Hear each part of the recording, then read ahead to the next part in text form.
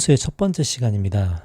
고등학교 수학이 이제부터 1학년 2학교에 접어들면은 지금부터 수능 때까지 모두 다 함수라고 생각하면 되기 때문에 혹시나 함수에 거부감이 있던가 아니면 함수의 이해도가 좀 낮은 학생들은 이제 지금부터 다시 새로 시작한다고 생각하고 함수에 꼭 친해져야 됩니다. 그래서 이제 지금부터 함수에 친해지지 않으면 고등학교 수학이 내내 너무너무 힘들어져요. 그래서 이제 근본적인 이론부터 개념부터 하나씩 이제 정리를 해봅시다. 이제 함수는 이제 선생님이 개인적으로 가장 좋아하고 함수부터 수학을 좋아하기 시작했어요. 그 전에는 뭐 수학 너무너무 못해가지고 맨날 50점, 60점이다가 함수를 만나면서부터 인생이 바뀌었습니다. 그래서 함수는 너무 중요하고 함수 이전에 수학을 못했더라도 함수부터 잘하면 얼마든지 수학을 잘할 수 있습니다. 자, 함수에 대한 용어라고 하는데 일단 함수를 정의를 하면 함수는 항상 두 가지 변수가 등장을 해요. 그래서 일단 거창하게 정의를 해보면 두 변수의 상관관계라고 정의를 하겠습니다. 두 변수의 상관관계라고 정의를 할게요. 자, 세상에는 많은 변수들이 존재하고 그 변수들은 서로 영향을 미칩니다. 그래서 먼저 영향을 미치는 게 있고 나중에 영향을 받는 게 있는데 우리가 원인과 결과라고 한번 해볼게요. 그 대상을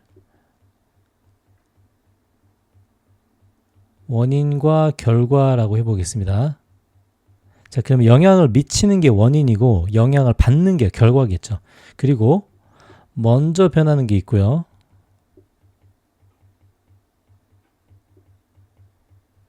이 먼저 변하는 것에 영향을 받아서 나중에 변하는 것이 있습니다.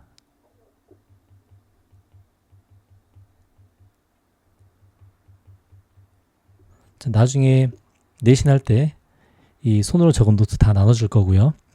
자, 그러면 이렇게 먼저 변하는 것과 나중에 변하는 것, 이 세상에 존재하는 현상들을 가지고 예를 들어봅시다. 자, 예를 들어서 자, 자동차를 예로 들어볼게요.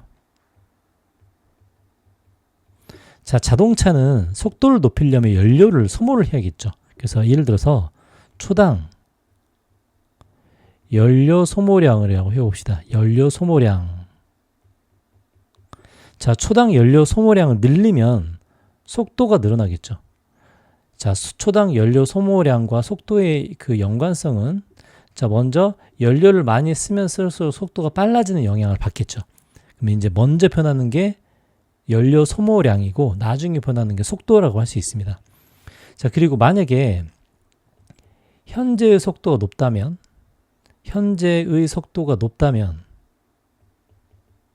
우리가 속도가 높으면 높을수록 브레이크를 밟았을 때 제동거리가 길어지죠. 속도가 높으면 브레이크를 밟아도 차가 더 빨리 서지 않습니다. 그래서 현재 속도라고 해볼게요. 현재 속도하고 제동거리라고 해볼게요. 제동거리. 자, 제동거리라는 거 어렵게 느껴질 수 있는데 브레이크를 밟았을 때 최종적으로 멈출 때까지 가는 거리를 말합니다. 자, 그러면 생각을 해봅시다. 상식적으로 속도가 빠르면 빠를수록 제동거리는 길어지겠죠. 그러니까 속도가 먼저 변하면 제동거리는 나중에 변하는 겁니다.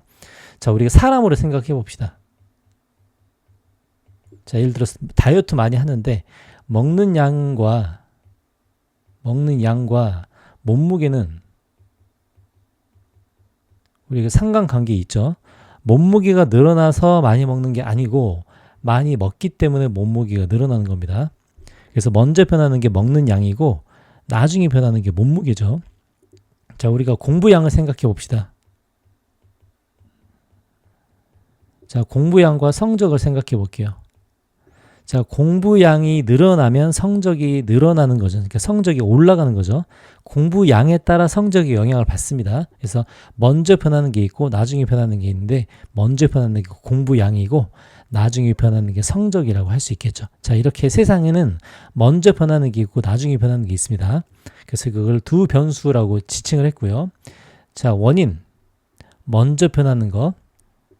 자, 초당 연료가 먼저 소모되고 먹는 양이 먼저 변하죠. 속도에 따라 제동거리가 바뀌고 공부량에 따라서 성적이 바뀝니다. 그래서 먼저 변하는 것들이 원인, 먼저 변하는 거. 그 다음에 나중에 영향을 받는 걸 결과라고 할게요. 나중에 변하는 것들이죠. 속도, 몸무게, 먹는 양과 연료 소모량에 영향을 받습니다. 현재 속도와 영향을 받아 제동거리가 늘어나고 공부량에 따라서 성적이 바뀌죠. 자, 이렇게 세상에는 먼저 변하는 게 있고 나중에 변하는 게 있고요. 이렇게 먼저 변하는 것과 나중에 변하는 것을 두 변수라고 했습니다. 그래서 이 두 변수의 상관관계를 우리가 함수라고 부르는 거예요.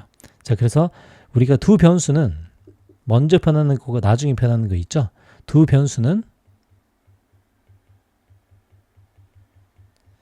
이렇게 서로 영향을 주고 받기 때문에 먼저 변하는 거에 의해서 나중에 변하는 게 영향을 받는다는 것을 함수 관계에 있다고 합니다. 그래서 두 변수는 함수 관계를 가지고 있다고 해요.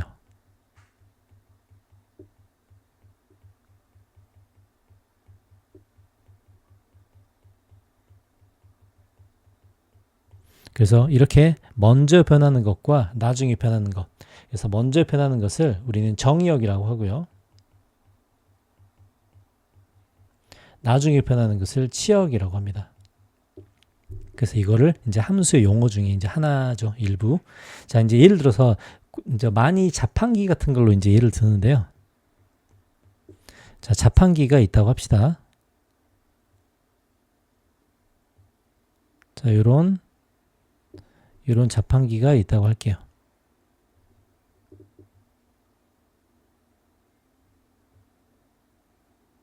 자, 자판기에는 돈을 집어넣으면 뭐 음료수나 과자나 이런 게 나오는 거죠. 그래서 이제 먼저 이 자판기 속에 동전을 집어넣었을 때 그 동전 집어넣은 금액에 따라 음료수가 나온다고 합시다. 자, 그러면 동전을 집어넣는 거, 이게 지금 먼저 변하는 거죠. 먼저 변하는 거, 그 다음에 음료수가 나오는 걸 나중에 변하는 겁니다. 자, 그래서 이런 자판기가 있다고 할게요. 자, 그러면 동전을 집어넣는 금액에 따라 자판기에 나오는 음료수의 개수가 달라지겠죠. 예를 들어서 100원을 집어넣었을 때 1개가 나왔다. 200원을 넣었을 때 2개가 나왔다. 이렇게 해서 500원을 넣었을 때 5개가 나왔다고 합시다. 자, 그러면 동전을 먼저 집어넣죠. 그래서 입력값이라고 할게요. 그래서 입력하는 것을 우리는 함수 관계에서 x라고 하고요. 그래서 요거 x는 집어넣은 동전의 금액이 되겠죠. 그 다음에 출력은 결과값을 말하죠. 이걸 y라고 합시다. 그 y는 음료수의 개수가 되겠죠. 자, 그러면 이렇게 100원마다 음료수가 하나씩 증가하는데 이 자판기가 음료수가 나오는 그 개수는 무한정 나오지가 않겠죠. 그래서 500원에서 5개까지 나왔는데 이 음료수가 가능한 범위가 10개까지 가능하다고 합시다. 그러면 가능한 범위는 1개부터 10개까지인데 실제 내가 동전을 입력한 건 100원부터 500원까지라고 이제 이렇게 생각을 하는 거예요. 자, 그리고 이것을 함수의 표현으로 가장 많이 쓰는 함수의 그림처럼 한번 그려보겠습니다. 그러면 이제 금액이 이렇게 있고요. 그 다음에 각각 금액에 따라 음료수의 개수가 달라지겠죠. 1개, 2개, 3개, 4개, 5개 이렇게 정해져 있는데 이 음료수가 나오는 개수는 10개까지 가능하다고 합시다. 자, 이렇게. 자, 그래서 이렇게 먼저 변하는 이 x 있죠. 이 x를 우리는 뭐라고 부르냐면 정의역이라고 부릅니다. 자, 용어 정리를 할게요. 그래서 여기 먼저 변하는 곳에 속해 있는 이 부분들 여기서부터 여기까지 동전을 집어넣는 구간이 되겠죠. 그래서 이 부분을 우리는 정의역이라고 부릅니다. 자, 그 다음에 우리가 지금 정의역의 결과에 따라 지금 100원부터 500원까지 집어넣는데 각 금액에 따라 음료수가 이렇게 결정이 되죠. 근데 이 기계 구조상 1개부터 10개까지 나오게 설계가 되어 있다고 합니다. 그래서 이 구조상 나올 수 있는 이 전 구간 있죠. 1개부터 10개까지 나올 수 있는 이 전 구간을 뭐라고 하냐면 얘를 공역이라고 합니다. 자판기가 나올 수 있는 음료수의 총 개수를 공역이라고 하고요. 자, 근데 우리는 100원부터 500원까지를 집어넣기 때문에 우리가 실제로 받아볼 수 있는 음료수의 종류는 1개부터 5개까지죠. 그래서 이 1개부터 5개까지 해당하는 이 부분을 우리가 치역이라고 합니다. 그래서 치역의 구간은 1부터 5까지가 치역이고요. 우리가 가능한 구간 1개부터 10개까지가 공역이 되겠습니다. 그래서 요게 이제 용어 정의를 뜻하는 거예요. 자, 다시 정리를 해봅시다. 입력된 값을 정의역이라고 하고요. 동전을 100원부터 500원까지 집어넣었죠. 가능한 범위, 나올 수 있는 모든 범위는 10개까지 나올 수 있는데 우리가 결과값으로 우리가 집어넣은 값에 대응하는 값을 5개다 해서 이렇게 치역과 공역이 나눠집니다. 자, 그러면 이렇게 입력된 값을 가지고 아웃풋, 입력값과 출력값을 가지고 식을 만들 수가 있겠죠. 그래서 입력값과 출력값을 가지고 함수 관계를 만들 수가 있는데요.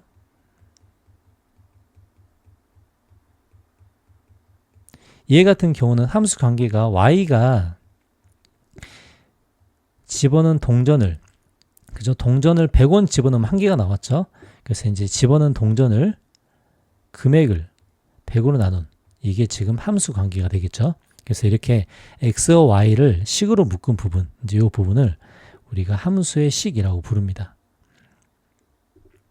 자, 그럼 용어 정의가 됐죠. 출력값과 입력값, 그 다음에 정의역, 치역, 공역, 이 세 가지 용어 꼭 반드시 정리를 합니다.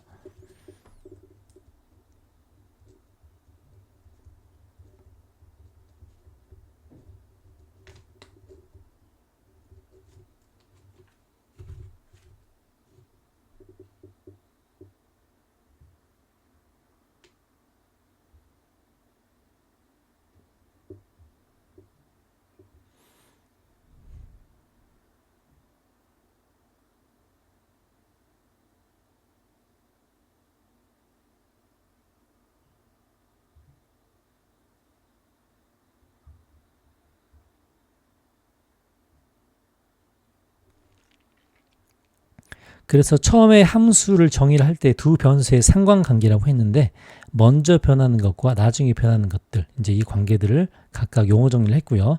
자, 그러면 먼저 변하는 것들을 뭐라고 하냐면, 자, 용어 정리를 해봅시다. 자, 첫 번째 먼저 변하는 걸 뭐라고 했죠? 정의역이라고 했죠. 그래서 정의역은 입력되는 값을 말합니다.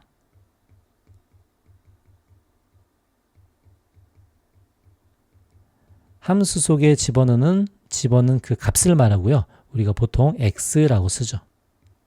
먼저 변하는 것을 보통 함수에서는 x라고 씁니다. 그 다음에 치역은 입력된 값에 대응된 범위죠.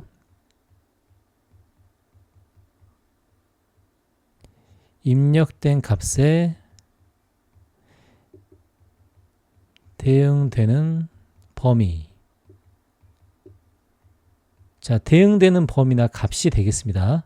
자, 그러면 우리가 이거를 조건제시법처럼 써보면 우리가 x는, 자, 이제 치역은 함수에 x를 집어넣었을 때 결과값이 치역이고요. 자, 그럼 이 x는 어디서 나왔는가? 요 x는 정의역에서 나온 x라고 생각을 하면 되겠죠. 정의역의 원소이다 라고 하면 요게 이제 치역을 뜻하는 뜻이고요. 그럼 이제 공역은 뭐죠? 공역? 자, 공역은 출력이 가능한, 그러니까 결과값으로 나올 수 있는, 그죠? 출력이 가능한 모든 범위를 우리가 공역이라고 할 수 있습니다. 그러니까 나올 수 있는 것은 아까 우리가 봤죠. 나올 수 있는 건 총 1개부터 10개까지 다 나올 수 있지만 실제로 우리가 나온 것은 1개부터 5개까지이기 때문에 이게 이제 공역과 치역의 차이가 되겠습니다. 자, 그러면 함수를 이렇게 정의를 하고 용어 정리를 했는데 이제 주로 함수를 표현할 때는 이제 이렇게 표현을 하죠. 이제 이런 함수들을 실제로 표현할 때는 이제 이렇게 표현을 합니다.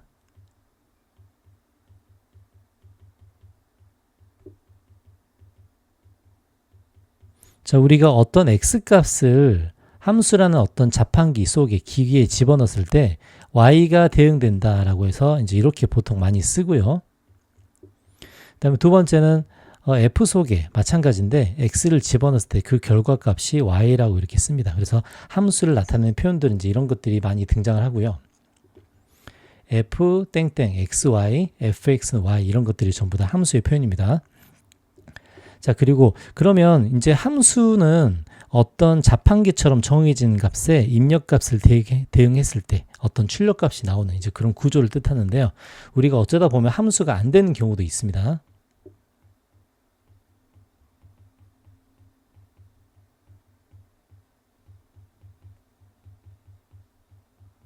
자, 그러면 어떤 경우가 함수가 안 될 건가? 자, 일정한 그 멀쩡한 자판기라면 돈을 집어넣었을 때 그 돈에 해당하는 음료수의 개수가 정확하게 나와야겠죠. 근데 이상한 자판기는 그 동전을 집어넣었을 때마다 나오는 자판기 음료수의 개수가 달라지면 그건 이상한 거죠. 자, 예를 들어서 여기에 100원을 집어넣었는데 결과값, 그 결과값 자판기에서 나오는 음료수가 한 개가 나올 때가 있고 또는 두 개가 나올 때가 있다고 합시다. 자, 그러면은 입력값은 하나인데 결과값이 두 개면 이 자판기는 고장이죠. 그래서 이런 경우에 함수가 안 된다고 합니다. 자, 그럼 이 경우는 어떤 경우가? 자, 이렇게 정의를 할 수 있죠. 한 개의 입력값에서 한 개의 입력값에 결과가 두 개 이상이 나오면 두 개 이상의 결과가 나온다고 할 수 있습니다. 자, 입력값은 하나인데 그거의 결과값이 두 개 이상 나오면 이건 잘못된 거죠. 자, 이걸 예를 들어 함수로 표현하면 이렇게 되겠네요. 자, 함수의 그림으로 표현하면 하나가 두 개의 결과가 나온다고 이렇게 하겠습니다. 자, 화살표로 보면 하나가 두 개로 가는 이제 이런 상황이죠. 자, 정상적으로 잘 돌아가는 자판기라면 이런 일이 발생할 수가 없는데, 그래서 이런 경우는 함수가 안 된다고 합니다. 고장난 자판기 이렇게 생각을 할 수 있겠죠.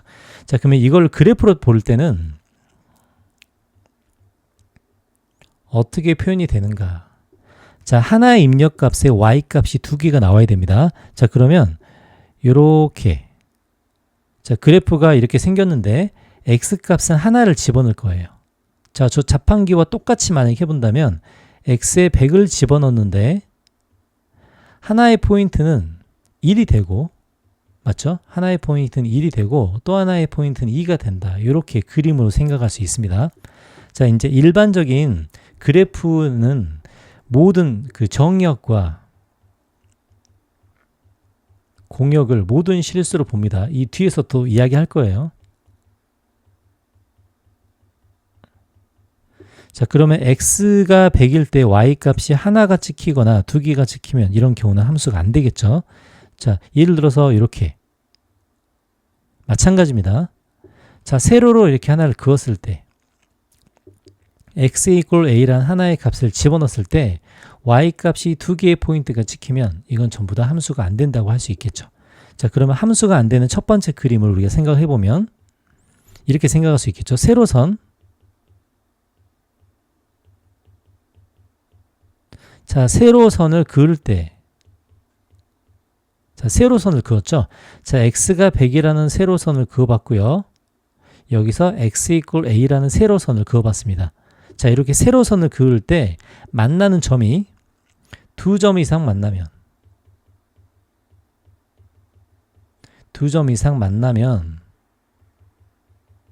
이런 경우는 함수가 안 된다고 할 수 있겠죠. 그래서 이걸 세로줄 이렇게 검증법이라고 하는데, 자, 세로선을 그었을 때 두 점 이상 만나면 함수가 안 된다고 하겠습니다. 그래서 한 개의 입력값으로 이렇게 두 개의 결과값이 나오면 함수가 안 되는 첫 번째 케이스가 되고요. 자, 두 번째. 그럼 두 번째는 어떤 경우에 함수가 안 될 건가? 자, 예를 들어서 똑같이 자판기로 한번 생각을 해볼게요.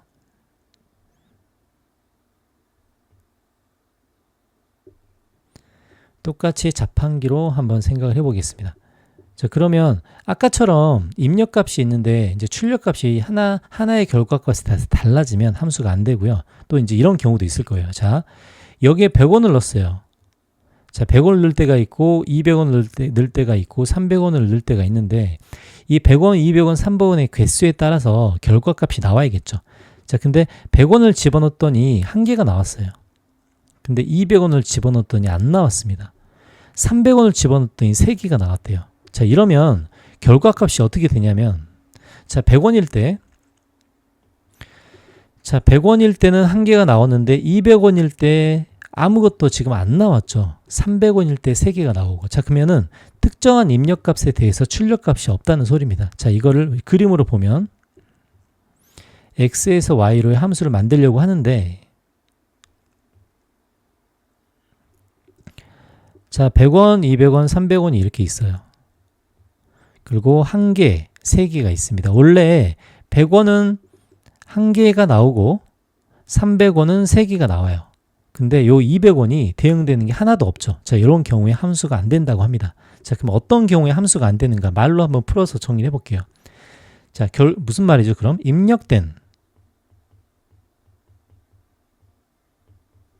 입력된 값에 결과가 없을 때이죠.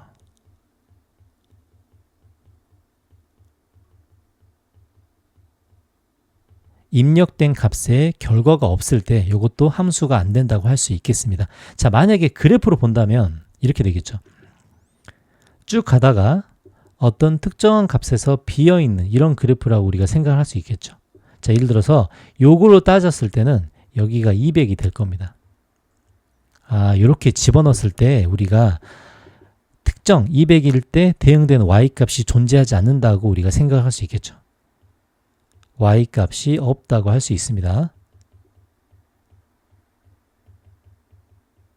자, 그래서 함수가 안 되는 경우를 정리를 해보면 입력된 값에 대해서 한 개의 입력된 값에 대해서 2개 이상의 결과가 나왔을 때, 자, 그래프는 이제 이런 식으로 처리가 됐고요. 표현은. 그 다음에 입력된 값에 결과가 없을 때, 자, 정의역에 대응되는 원소가 없을 때, 자, 이럴 때 함수가 안 된다고 할 수 있으니 이제 요거 2개만 잘 기억하면 되겠죠. 자, 그래프로도 이렇게 표현이 됩니다. 그러면 앞에서 함수의 정의와 함수가 안 되는 경우의 수를 우리가 생각을 해봤는데요. 자, 함수라는 것은 대응 관계를 말하기 때문에 어떤 하나하나의 대응 관계가 정확하게 매칭이 되고 그 매칭의 결과까지가 이제 같았을 때 우리가 이제 함수를 서로 비교를 할 수 있는데요. 자, 그러면 우리가 함수의 입장에서 볼 때 서로 같은 함수라는 것은 어떻게 생각을 할까요? 자, 2가지 함수가 똑같은 메커니즘으로 움직인다고 생각할 수 있겠죠. 자, 그러려면 2가지 함수가 가지고 있는 정의역과 공역이 같아야 됩니다. 자, 그래서 서로 같은 함수를 정의를 하려면 첫 번째가, 자, 서로 같은 함수를 정의를 하면 첫 번째가 두 함수의 뭐와 뭐가 같아야 되죠? 정의역과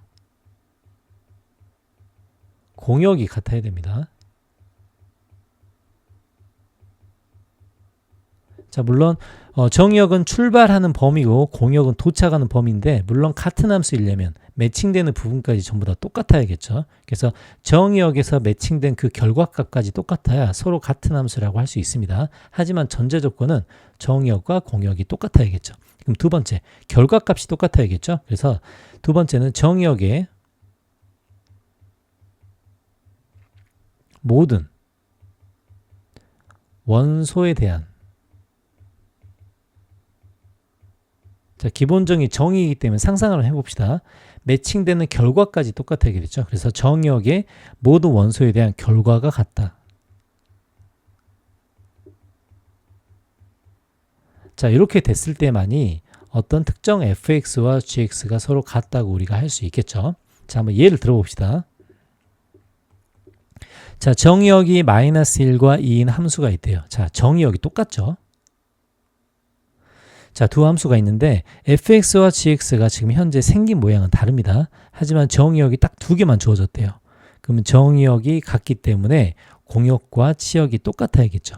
자, 그러면 정의역이 어떤 실수 구간으로 정해지지 않고 값으로 정해있기 때문에 우리는 -1과 2에 대한 결과값이 같으면 같은 함수라고 생각할 수 있겠습니다. 자, 그래서 fx와 gx가 -1과 2에서 같은 값을 가지려면 -1을 넣었을 때와 2를 넣었을 때 결과값이 같아야 이렇게 같은 함수라고 정의를 할 수가 있겠죠. 그래서 이제 x에 -1 넣어보자. 첫 번째. 자, -1 넣어보면 f -1 -4가 되고요. 요게 g-1과 같아야 되죠. 그래서 -a 플러스 b가 됩니다. 결과값이 같아야 같은 함수가 된다.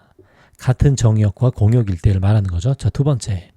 자, 같은 함수이기 때문에 2를 집어넣었을 때도 똑같아야겠죠. 자, 2를 집어넣으면 6-4니까 2는 2a 플러스 b다. 이제 이렇게 볼 수 있겠죠. 그래서 이제 이 두 가지로 같은 함수일 때 a 값, b 값을 구할 수 있겠습니다. 자, 빼면 3a는 6이니까 a는 2고요. 그래서 b는 -2가 되겠네요. 자, 서로 같은 함수이려면 정의역과 공역이 같고 정의역에 대한 모든 결과가 같다. 이제 이렇게 되겠습니다. 자, 이제 함수를 정의를 하고 정의역, 공역, 치역 모두 다 정의를 해봤고요. 함수가 안 되는 구간까지 구해봤습니다. 자, 이제 함수를 쓰다 보면 이제 여러 가지 함수의 표현법들이 등장하는데 이제 이런 표현법들에 대해서 세 가지 케이스만 한번 생각을 해볼게요.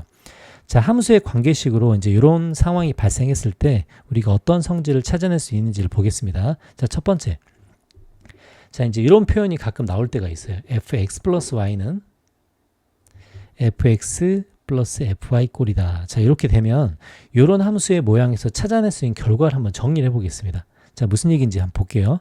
자, 이렇게 생긴 모양이 있는데 자, 이렇게 생긴 모양에서 자, 어떤 결과 값을 찾아낼 수 있을 건가? 자, 호기심에 x에 0을 집어넣고 y에 0을 한번 집어넣어 보겠습니다. 그러니까 저렇게 생긴 함수의 모양에서 우리가 끄집어낼 수 있는 결과를 한번 테스트를 해보고 적용을 한번 해보는 거예요. 왜냐하면 이제 이런 식으로 출제되는 문제가 있기 때문에. 자, 그러면은 x에 0을 집어넣고 y도 0을 한번 넣어보겠습니다. 그냥 어떤 유형이라고 생각하면 돼요. 자, 그러면 좌변은 뭐가 되죠? 좌변은 f0이 되죠. 자, 우변은 f0 플러스 f0이 됩니다. 자, 그러면 여기서 알 수 있는 사실은 첫 번째, 뭘 알 수 있죠? 아, f0은 0이구나 라는 사실을 알 수 있어요. 그래서 우리가 fx 플러스 y는 fx 플러스 fy만 알아도 f0은 0이라는 사실을 우리가 알 수 있습니다. 자, 두 번째. 자, 그럼 이번에는 x에 1을 집어넣고 y에 -1을 한번 넣어봅시다. 그럼 어떻게 되는지. 자, 그러면 왼쪽은 f0이 되죠. 그럼 오른쪽은 f1 플러스 f-1이 될 겁니다. 뭐 이렇게 정도는 적용을 해볼 수 있겠죠. 자, 그러면 결론적으로 말하면 0을 집어넣었을 때, 그러니까 f0일 때는 첫 번째 결과에서 0이 나왔죠. 0이 나왔고 오른쪽에서 f1 플러스 f-1이 있으니 이 결과로 뭘 할 수 있냐면 아, f-1은 -f1이구나 라는 사실을 알 수 있어요. 이런 형태에서 끄집어낼 수 있다는 뜻입니다. 뭐 거창한 표현 아니고요. 자, 세 번째. 그러면 1과 -1을 집어넣으면 저런 결과가 나오네 해서 이렇게 한번 해본 겁니다. x에 n을 집어넣고 y에 -n을 집어넣게요. 자, 적극적으로 f0을 이용해 보는 겁니다. 자, 그럼 왼쪽은 f0이 되죠.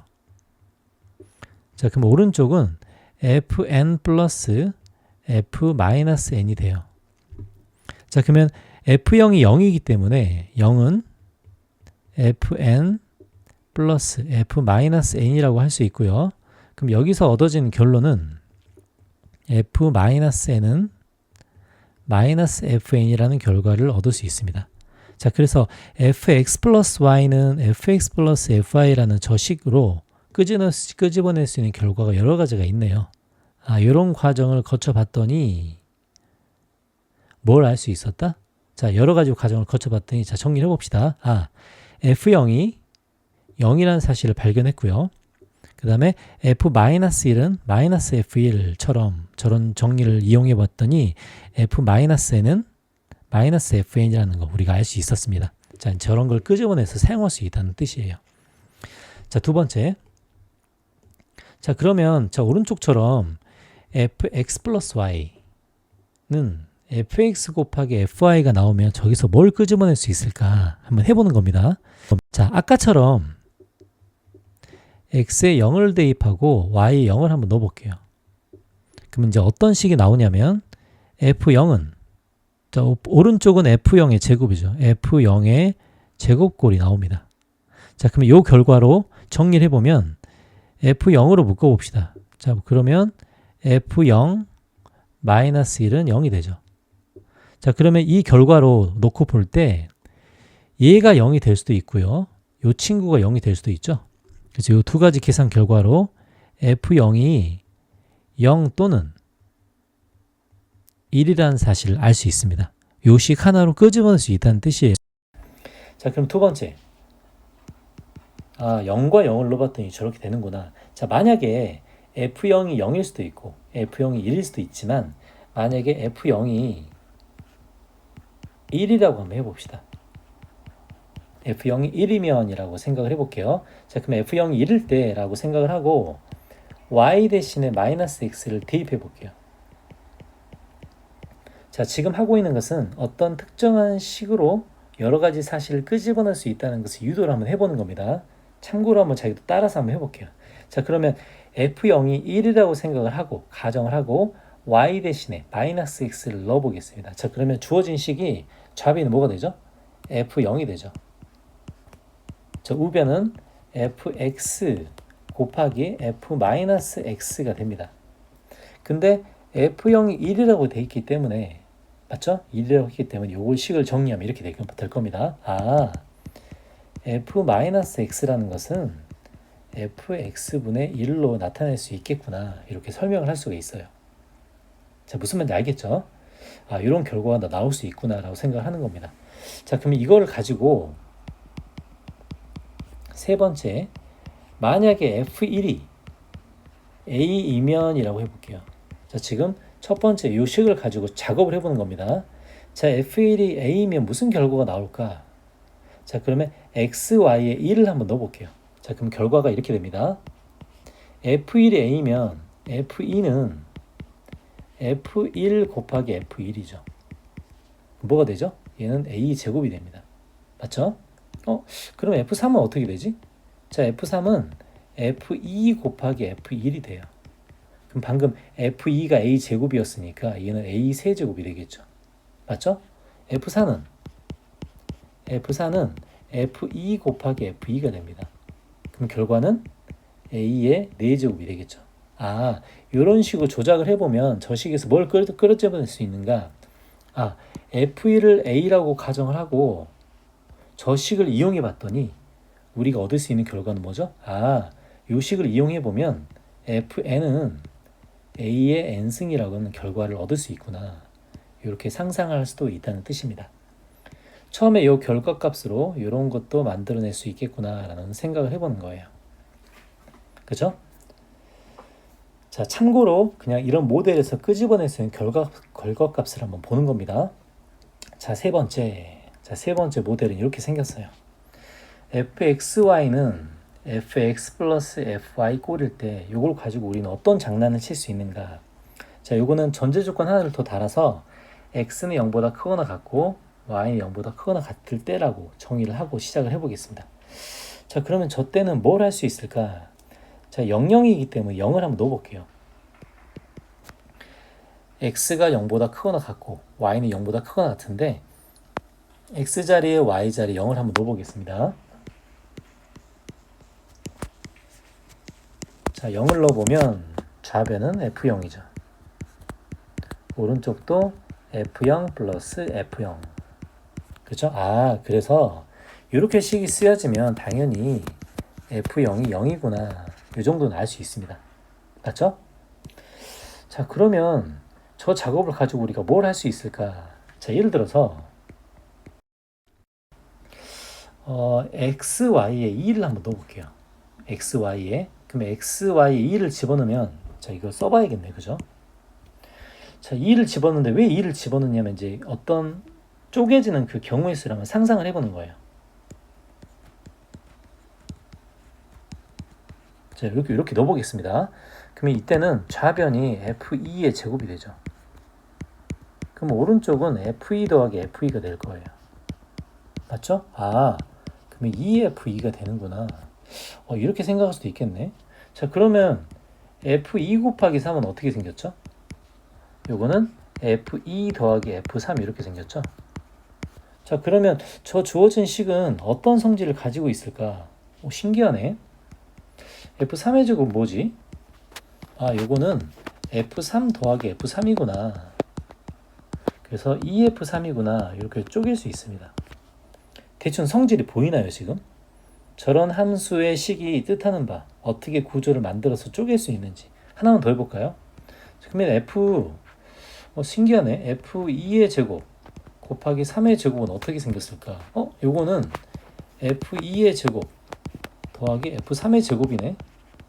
맞죠? 자, 이렇게 쪼갤 수 있는데 2의 제곱도 f2 더하기 f2니까 2f2로 만들 수 있고요. 3의 제곱도 2f3으로 만들 수도 있습니다. 좀 감이 오나요, 이제? 자, 저런 식의 표현은 어떤 표현이냐면 이런 식의 표현은 소인수 분해를 하는 표현이에요. 소인수 분해 꼴이라고 해보겠습니다. 자, 무슨 얘기인가? 예를 들어서 f 속에 x, y를 집어넣는데 이 x, y가 f에 a의 m승 곱하기 b의 n승으로 생겼다고 합시다. 자, 그러면 얘는 당연히 fa의 m승 더하기 fb의 m승 이렇게 생겼겠죠. 맞죠? 자, 그러면 고백골이라는 것은 전부 다 덧셈으로 쪼개지기 때문에 방금 얘에서 봤듯이 얘는 m 곱하기 fa 더하기 n 곱하기 fp 이제 이렇게 생겼습니다. 그래서 저렇게 생긴 꼴들은 이렇게 만들 수도 있겠구나라고 착안을 해보는 거예요. 이런 식으로 쪼개지고 3의 제곱이 이렇게 쪼개지고 2제곱 3의 제곱이 이렇게 쪼개지기 때문에 저런 꼴은 소인수 분의 꼴로 이렇게 나눠질 수 있겠구나라고 생각을 해보는 겁니다. 자, 그래서 여러 가지 함수의 표현들까지 이렇게 봤는데요. 일단은 제일 중요한 건 용어 정리가 제일 중요하죠. 함수는 두 변수의 상관관계이고 먼저 변하는 것과 나중에 변하는 게 있다. 먼저 변하는 게 치역, 먼저 변하는 게 정의역, 나중에 변하는 게 치역이고요. 그 다음에 공역은 나올 수 있는 모든 범위를 뜻하고 치역은 대응되는 범위를 뜻합니다. 그 다음에 함수가 안 되는 경우는 하나의 정의역이 두 개로 대응될 때 한 개의 입력값으로 두 개 이상의 결과가 나올 때가 안 되고요. 그 다음에 분명히 입력값은 있는데 출력값이 없을 때 입력값의 결과가 없을 때가 함수가 안 되는 경우입니다. 자, 이제 이런 경우의 예를 들어서 개념 정리를 간단하게 한번 해볼게요. 자, 방금 여러 가지 설명을 했기 때문에 간단하게 하겠습니다. 자, 함수는 대응 관계를 말한다. 각각의 원소에 대해서 y의 원소가 대응되는 관계를 말하고 이 대응을 x에서 y로의 함수라고 말한다. 선생님이 정의하기는 어떻게 했죠? 두 변수의 상관관계라고 했습니다. 그래서 먼저 변하는 것과 나중에 변하는 것의 그 관계를 함수라고 부르기로 했죠. 자, 정역은 먼저 변하는 거고요. 그 다음에 공역은 실제 함수의 결과값이 존재할 수 있는 모든 구간을 뜻합니다. 그 다음에 그 중에서 대응되는 쪽을 우리는 치역이라고 부르기로 했죠. 자, 방금 이야기했듯이 x의 대응값에 대해서 존재할 수 있는 모든 구간을 우리가 대응되는 공역이라고 했고요. 그 다음에 fx처럼 대응되는 것을 함수값이라고 했습니다. 그래서 치역을 표현하는 값은 이렇게 나타내죠. 자, 조건제시법의 막대기 오른쪽은 원소를 뜻하고요. 그 원소가 fx, 즉 대응되는 값이라는 뜻입니다.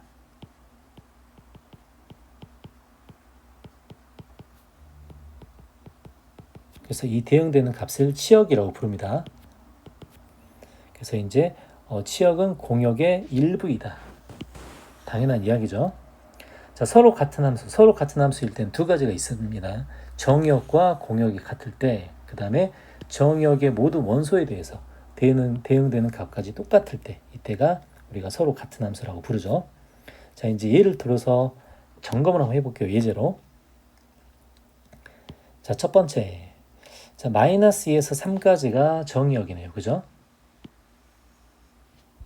자, 그 다음에 x에서 x로의 함수라고 되어 있습니다. 자, 그러면 x에서 x로의 함수라는 뜻이 무슨 뜻이죠?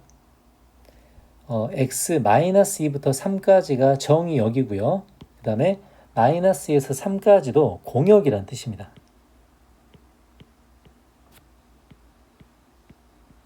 -2부터 3까지가 무슨 뜻? 얘가 공역이라는 뜻이죠. 그 다음 문제를 봅시다. 자, 공역과 치역이 서로 같을 때래요. 자, 그러면 치역 또한 마이너스 2부터 3까지 나와야 된다는 뜻입니다. 맞죠? 자, 근데 공역과 치역이 서로 같을 때라고 하는데 보니 저거는 직선방정식인데요. 자, 직선방정식이 a 값에 따라서 두 가지가 있습니다. 자, 예를 들어서 a가 양수일 때는 이렇게 생겼죠. a가 양수일 때는 증가하는 저런 모양으로 생겼습니다. 하지만 a가 음수일 때는 이렇게 감소하는 이런 모양으로 생겼죠. 자, 이제 두 가지로 나눠서 생각을 해야 됩니다. 자, x에서 x로의 함수는 마이너스 2부터 3까지가 정역이고 마이너스 2부터 3까지가 공역인데, 자, 이 문제에서는 공역과 치역이 똑같다고 했기 때문에 저 자체가 대응되는 값이 돼야 돼요. 자, 그러면 a가 0보다 클 때는 구간을 봅시다. 자, 마이너스 2에서 3까지 x가 움직일 때, 이렇게 움직일 때 y도 무조건 마이너스 2에서 3까지 움직여야 된다는 뜻이에요. 마이너스 2가 되고 여기가 3이 된다는 뜻입니다. 맞죠? 그래서 이때는 마이너스 2를 집어넣었을 때 마이너스 2가 된다. 자, 이렇게 되고요. 맞죠? 그 다음에 또 뭐죠? 3을 집어넣었을 때 3이 된다는 뜻입니다. 그래서 이 두 개로 a, b 값을 먼저 구해 볼게요. 자, 되죠? a는 1이 되고 b는 0이 됩니다. 자, 이게 첫 번째 상황이고요. 자, 두 번째. 자, a가 음수일 땐 상황이 거꾸로죠. 마이너스 2부터 3까지인데 여기가 마이너스 2가 되고요. 여기가 3이 될 겁니다. 자, 그러면 치역과 공역이 똑같기 때문에 마이너스 2를 넣었을 때가 y가 3이 되겠죠. 3을 집어넣었을 때 y가 마이너스 2가 될 겁니다. 자, 그럼 마이너스 2를 넣었을 때 얘가 3이 되고 3을 넣었을 때 얘가 마이너스 2가 되는지 이런 모양이죠. 자, 이제 요걸 계산해 보면 a가 마이너스 1이고요. b가 1이 될 겁니다.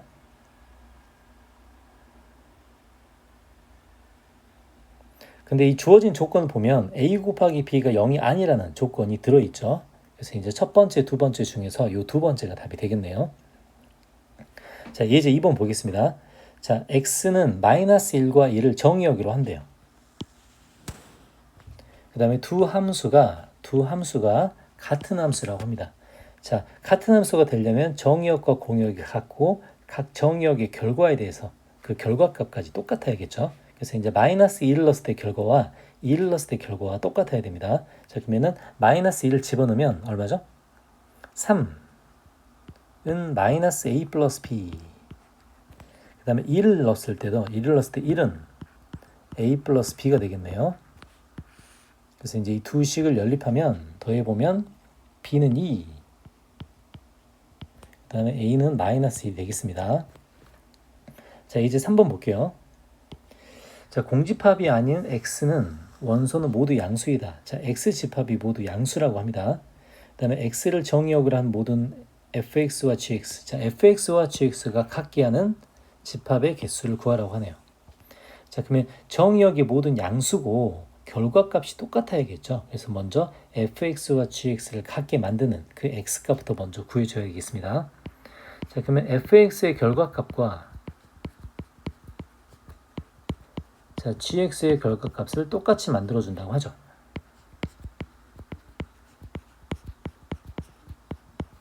자, 이렇게 되고요. 그래서 이 방정식을 풀어보면은 인수분 해보면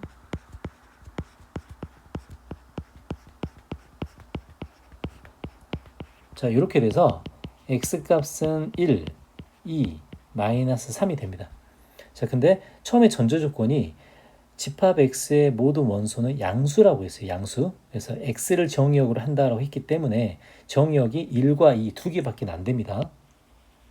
맞죠? 그래서 1과 2 두 개밖에 안 되는데 지금 f와 g가 똑같게 만드는 집합 x의 개수를 말하죠. 집합 x의 개수. 그러니까 1과 2로 만든 부분 집합을 생각해야겠네요. 자, 그럼 1과 2로 만든 부분 집합은 1, 2, 그 다음에 1, 2, 그 다음에 공집합이 되는데 어차피 정의역의 원소는 존재해야 되기 때문에 공집합은 안 되겠죠. 그래서 이제 우리가 선택되는 건 1과 2, 1, 2 해서 답은 3개가 되겠습니다.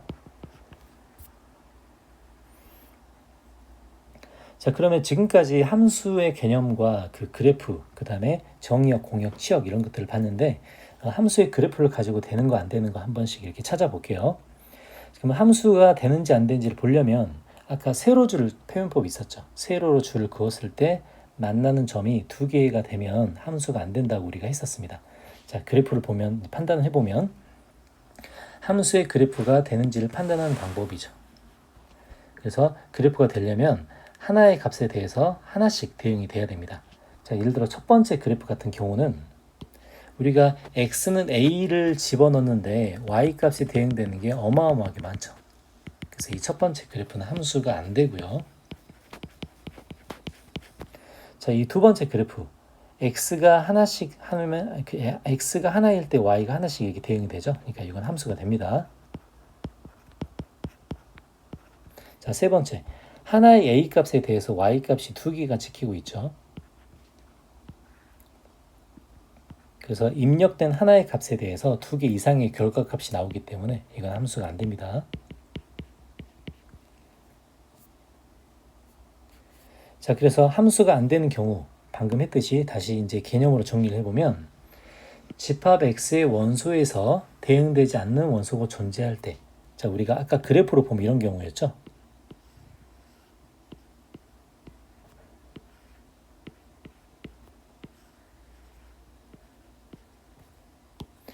(1과 3은) 대응되는 게 있는데 3이 대응되는 게 없을 때, 이럴 때가 함수가 안 되는 이제 이런 그림이었습니다.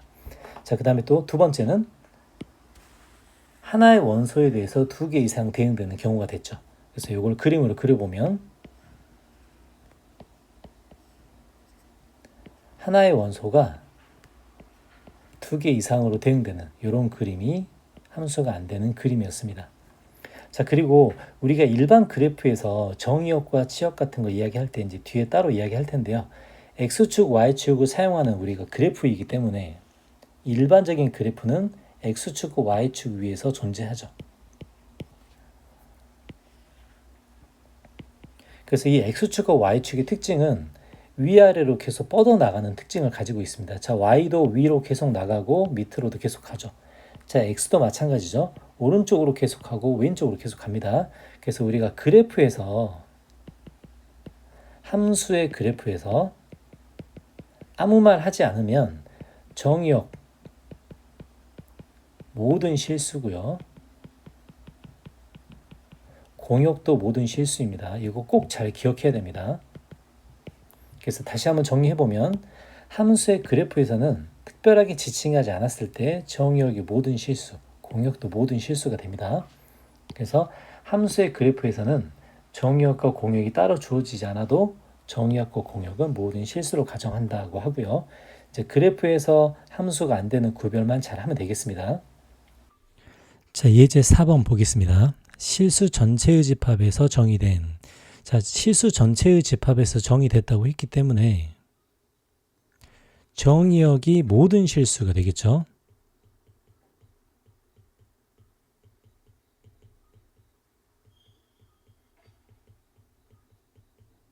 자, 그러면 정의역이 모든 실수이기 때문에 x의 어떤 값이 대응이 됐을 때 대응되는 y 값이 반드시 존재해야 됩니다. 함수의 그래프인 것만 고르시오. 자, 함수가 안 되는 게 두 가지가 있었죠.